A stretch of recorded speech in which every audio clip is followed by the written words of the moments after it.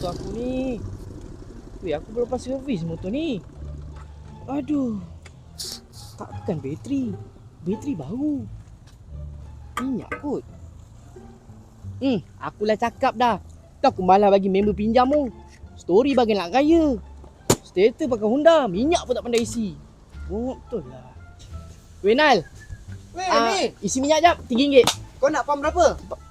Pam berapa? Ha. Kau sini jap. Kau ni kerja aceh je tau. Kau ni bukan bayar Petron. Kau ni nak main-main aku.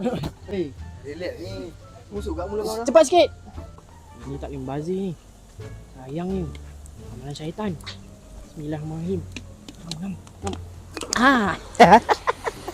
Apa? Weh, Nal. Ya. 21 Mei aku free tak? Jom kat aku. Nak pergi mana?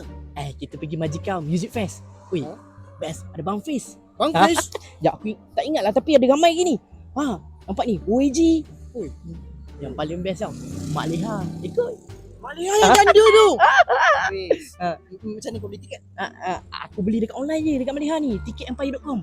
Tapi tak boleh kat ni. Aku kerja ni. Alah, itu langkah aku dah cakap.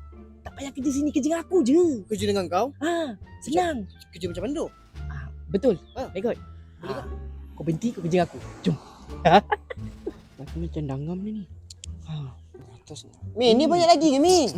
Kau kira je lah. Kalau aku cakap belum stop, jangan stop. Yelah. Alah.